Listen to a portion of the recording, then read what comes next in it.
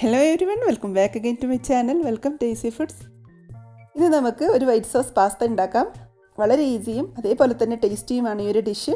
Cooking ടൈമും വളരെ കുറച്ച് മതി. അപ്പോൾ നമുക്ക് വീഡിയോയിലേക്ക് പോകുന്നതിന് മുമ്പായിട്ട് നിങ്ങൾ ഈസി ഫുഡ്സ് എന്ന ചാനൽ ആദ്യമായിട്ടാണ് കാണുന്നതെങ്കിൽ സബ്സ്ക്രൈബ് ചെയ്യാൻ മറക്കരുത്.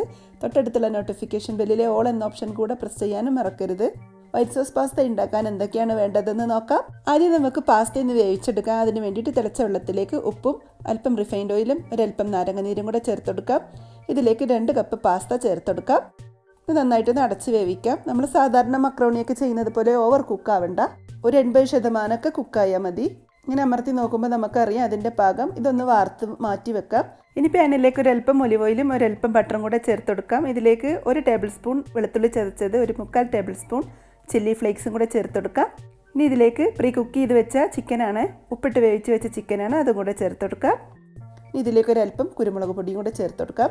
ഇനി ഇത് ഫ്രോസൺ കോണാണ്, അത് ചേർത്തെടുക്കാം. 1/4 കപ്പ് ക്യാരറ്റ് അരിഞ്ഞതും കൂടെ ചേർത്തെടുക്കാം. ഒരു പകുതി വേവാവുന്നത് വരെ വഴറ്റി കൊടുത്താൽ മതി, ഒരുപാട് കുക്കായി കിട്ടണ്ട.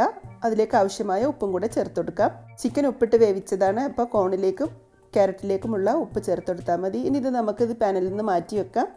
അതേ പാനിൽ തന്നെ ഒരല്പം ഒലിവ് ഓയിൽ ഒഴിച്ച് കൊടുത്ത് ഒരു ചെറിയ സവാള ക്യൂബായിട്ട് കട്ട് ചെയ്തത് ചേർത്തെടുക്കാം. അതിലേക്ക് ഒരല്പം വെളുത്തുള്ളി ചതച്ചതും കൂടെ ചേർത്തെടുക്കാം.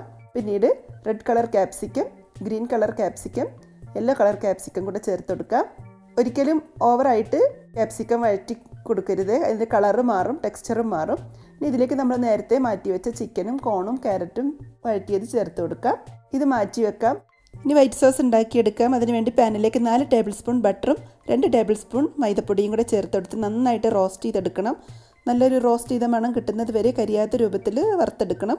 അതിലേക്ക് 2 കപ്പ് പാല് കട്ട കെട്ടാത്ത രൂപത്തിൽ വേണം ചേർത്തെടുക്കാൻ വേണ്ടിയിട്ട്. കട്ട കെട്ടിപ്പോയിട്ടുണ്ടെങ്കിൽ കട്ടയെല്ലാം നല്ല പോലെ അലിയിച്ചെടുക്കും വേണം. ആവശ്യമായ ഉപ്പും 1 ടേബിൾ സ്പൂൺ ചില്ലി ഫ്ലേക്സും 1/2 ടേബിൾ സ്പൂൺ കുരുമുളക് പൊടിയും കൂടെ ചേർത്തെടുത്ത് നന്നായിട്ടൊന്ന് തിളപ്പിച്ചെടുക്കാം. ഇപ്പോൾ അത്യാവശ്യം നന്നായിട്ട് തിളച്ച് കുറുകി കിട്ടിയിട്ടുണ്ട്. ഇനി നമ്മൾ മാറ്റി വെച്ചിട്ടുള്ള എല്ലാം ഇതിലേക്ക് ചേർത്തെടുക്കാം. കൂടെ പാസ്തയും കൂടെ ചേർത്തെടുക്കാം. നല്ലോണം മിക്സ് ചെയ്തെടുക്കാം. വൈറ്റ് സോസ് മിക്സായി വരുന്ന സമയത്ത് തന്നെ നിങ്ങൾക്ക് വേണമെങ്കിൽ അതിലേക്ക് മൊസറല്ല ചീസ് ഇട്ടെടുക്കാം. ഞാൻ ഫൈനലി അതിൻ്റെ മുകളിൽ ഒരല്പം ഇട്ടെടുക്കുന്നേ ഉള്ളൂ. അങ്ങനെ വേണമെങ്കിൽ ചെയ്യാം. അതുപോലെ വൈറ്റ് സോസിൻ്റെ അളവ് നിങ്ങൾക്ക് വേണമെങ്കിൽ കൂട്ടിക്കൊടുക്കാം. എല്ലാം നല്ലതുപോലെ മിക്സ് ചെയ്ത് യോജിപ്പിക്കുക. ഇനി നമുക്കിത് സെർവ് ചെയ്യാം. അതിൻ്റെ ടോപ്പിലായിട്ട് ഞാനൊരല്പം മൊസറല്ല ചീസ് ഇട്ട് കൊടുക്കുന്നുണ്ട്.